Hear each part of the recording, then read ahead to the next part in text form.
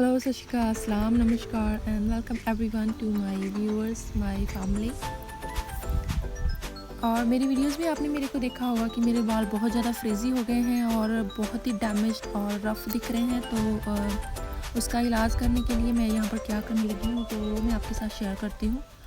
जैसे कि आपको पता होगा कि काफ़ी टाइम से लोग जो आयुर्वेदिक का इस्तेमाल कर रहे हैं, जो नेचुरल चीज़ें हैं उनका इस्तेमाल कर रहे हैं, हर्ब्स का यूज़ करते हैं। तो यहाँ पर क्योंकि आपको पता है कि ये चीज़ें अवेलेबल होना थोड़ा, जैसे नेचुरल चीज़ें हैं वो अवेलेबल होना थोड़ा मुश्किल हो जाता है और मंगवानी पड़ती है वहाँ से, इंडिया पाकिस्तान जो भी हमारी कंट्रीज़ है वहाँ से। तो यहाँ पर मैं जो लेकर आई हूँ ये पाउडर्ड फॉर्म में है, ऑलरेडी पाउडर किया हुआ है इसका, तो वो यूज़ करूँगी। और इससे सुना है बहुत ज़्यादा रिव्यूज़ आए हैं, मैंने देखे हैं, बोथ साइड्स हैं, जैसे रिव्यूज़ मैंने पढ़े हैं पहले। और मैं कोई वीडियो देख रही थी और किसी की स्किन को अगर नहीं सूट करता, जैसे आपको पता है कि सेंसिटिव स्किन है, और मैं कहूँगी कि पहले उनको टेस्ट कर लेना चाहिए। जैसे कि आपको पता, आपने हेयर में लगाना है तो आप नेक के पीछे आप टेस्ट करके देख लो थोड़ा सा लगा के, और थोड़ा सा वेट कर लो, जैसे अराउंड 48 आवर्स वेट कर लो और बाद में ट्राई करना चाहिए। और लेकिन हमें सूट करता है, हमने हैना वगैरह लगा कर देखी है, कोई भी उसका भी साइड इफ़ेक्ट नहीं हुआ है।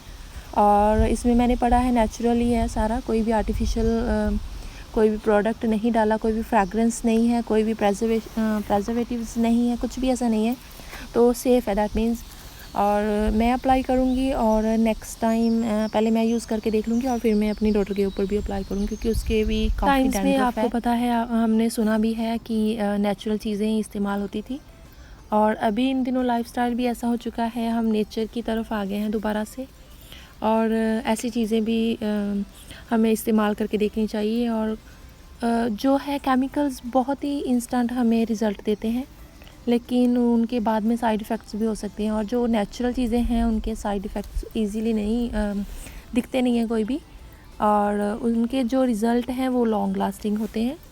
तो ये आपके हेयर को स्ट्रेंथन भी करता है और आपके हेयर में शाइन भी लेकर आता है। डैंड्रफ अगर है तो डैंड्रफ भी हटा देता है, ये धीरे धीरे कम हो जाती है। और अगर आपके जैसे बच्चों में या आपके बालों में टैंगल्स वगैरह बहुत ज़्यादा होती है तो वो उसमें भी ये हेल्प करता है, और 100% नेचुरल है ये।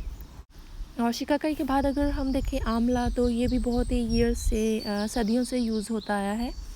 और मेरे को याद है अभी भी मेरे मम यूज़ करा करते थे। मेरे मम के बहुत ज़्यादा नाइस ब्लैक हेयर और लंबे हेयर थे, और अभी भी ऐसे ही हैं। और मेरी मैरिज के काफ़ी इयर्स के बाद ही उनके जैसे ग्रे हेयर आना शुरू हुआ कोई कोई, और लोग यकीन नहीं करते थे, इतने अच्छे उनके हेयर थे। तो अभी भी उनके बाल अच्छे हैं, अभी थोड़ी जो स्ट्रेंथ है, ज़्यादा वॉल्यूम वाले नहीं है, लेकिन अभी भी लंबे हैं और अभी भी ब्यूटीफुल हेयर हैं। तो उनका राज ये था कि वो शिकाकाई, आंवला, रीठा, ये चीज़ें यूज़ करा करते थे। बहुत ज़्यादा इन चीज़ों के ऊपर उनका था विश्वास कि ये बालों को अच्छा बनाती है। और वो लोहे का जो बर्तन होता है उसमें भिगोकर पीसकर यूज़ करा करते थे। और हम छोटे छोटे हुआ करते थे उस टाइम, और उन्होंने ऐसे लगाना तो हमें लगना कि ये मिट्टी सी है, कैसे क्या लगा लेती हैं बालों में, और इन चीज़ों का कैसे कोई फ़ायदा हो सकता है, और ये कैसे बालों को, आपके बालों में से गंदगी को निकाल सकते हैं।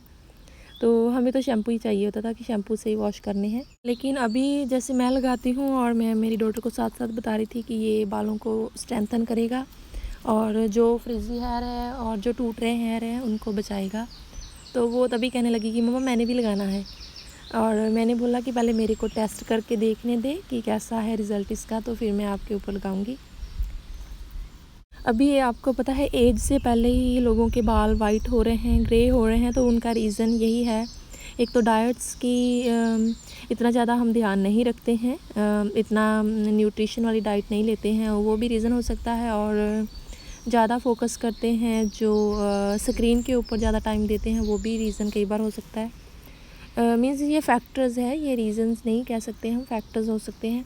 तो पहले इतना ज़्यादा नहीं होता था, लोग अपनी खुराक के ऊपर ध्यान रखते थे, सारा कुछ देखते थे, और दही से, लस्सी से, ऐसी चीज़ों से भी हेयर वॉश कर लेते थे। जितना मीन्स नेचुरल था उतना हम बचे हुए थे, उतने अच्छे थे।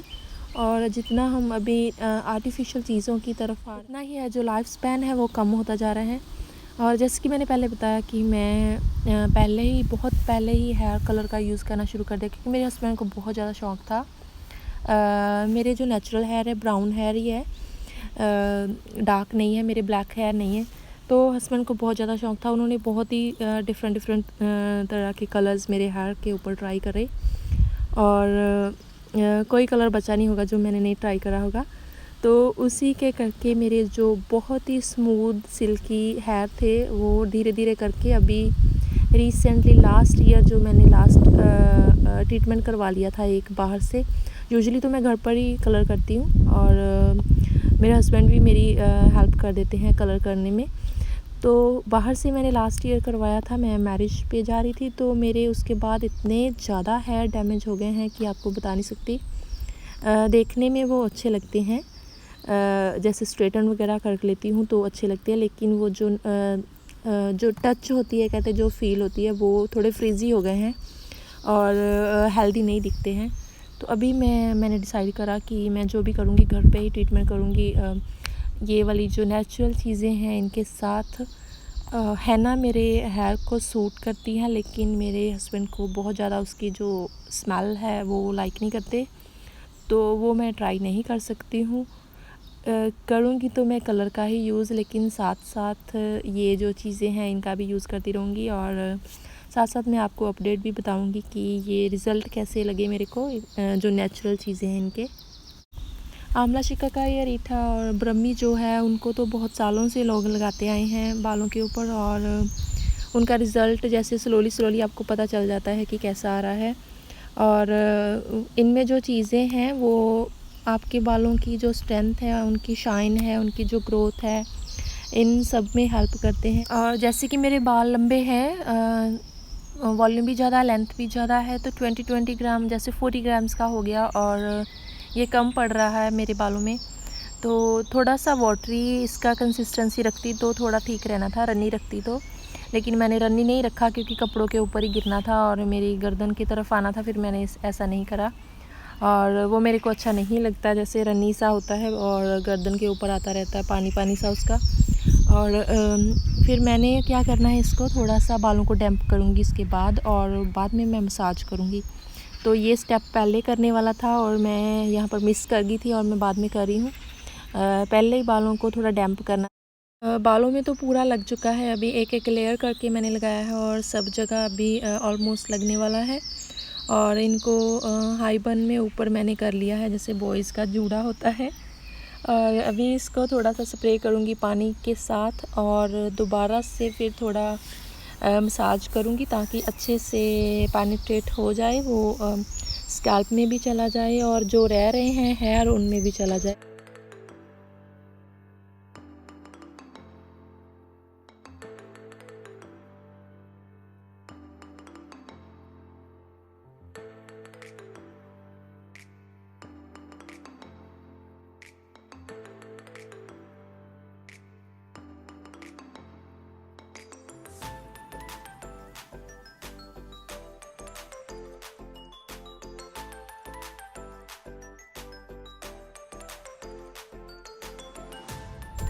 पूरी तरह अभी सारा लग गया, और उसके बाद मसाज करके मैंने इसको रखना है अराउंड 1 आवर के लिए।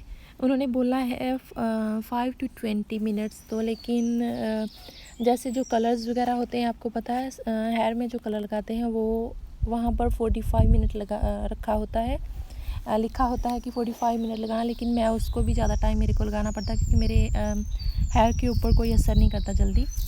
तो ये सैलून से भी जब भी मैंने हेयर वगैरह करवाए हैं, तो उनको भी पता चल गया था कि मेरे हेयर के ऊपर इफ़ेक्ट नहीं पड़ रहा है इतना। तो अभी मैं इसको थोड़ा ज़्यादा लंबा टाइम के लिए रखूँगी, और वॉश करने के बाद फिर मैं देखती हूँ रिज़ल्ट। और आपको 2 अपडेट्स मैंने देनी है कि जो पहले मैंने नीम वाला अप्लाई करा था मेरी डॉटर के ऊपर और मेरे स्किन के ऊपर, तो उसका भी मैं आपको अपडेट दूंगी नेक्स्ट वीडियो में, और इसके बारे में भी आपको बताऊंगी नेक्स्ट वीडियो में। तो आप मेरे साथ इतना टाइम से बने हो और मेरी वीडियो पूरी देख रहे हो, और बहुत सारा थैंक्स आपका। मेरे पास वर्ड्स नहीं हैं तो ऐसे ही आप मेरी वीडियोस को प्यार देते रहें, और अगर आपने सब्सक्राइब नहीं करा था तो जुड़ जाएं मेरी फैमिली के साथ और सब्सक्राइब करें और नोटिफिकेशन बेल को भी ऑन कर लें। तो मिलूँगी आपको अनदर वीडियो में। आप अपना अच्छे से ध्यान रखना। Take care, bye bye.